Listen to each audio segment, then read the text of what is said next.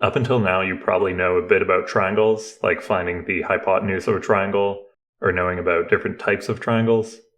You're used to seeing problems like this, where you're asked to find x with Pythagoras. But what if I were to do this instead? This is where trigonometry comes in. Trig is mainly used to describe the relationship between the length of a side and an angle.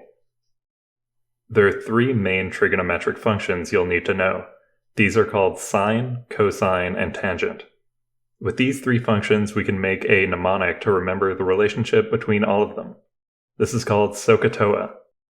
This first part stands for sine is opposite over hypotenuse, cosine is adjacent over hypotenuse, and tangent is opposite over adjacent. The whole opposite and adjacent thing is comparing it to our angle. So this angle's opposite side is 8, and its adjacent side is 6. There are three other functions to remember, but these are easier since they're just the flipped versions of the original three.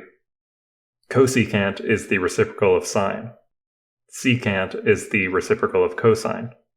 And cotangent is the reciprocal of tangent.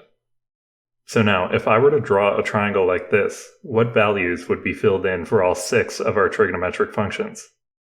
Let's start with sine.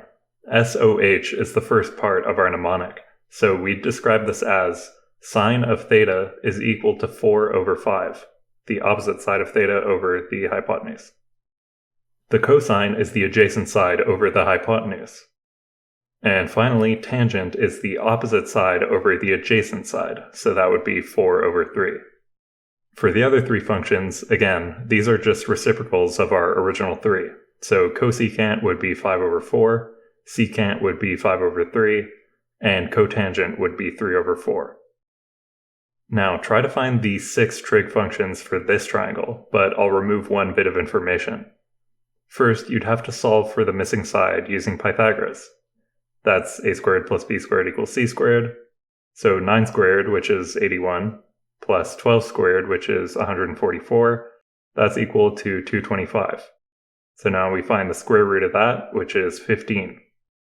Now we have all of our sides, so we can fill in the blanks.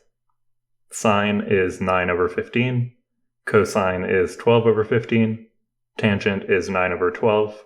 So that means that cosecant is 15 over 9, secant is 15 over 12, and cotangent is 12 over 9. Now with this triangle, I'll take off another bit of information. We only have one side, but the angle isn't unknown anymore, it's 18 degrees.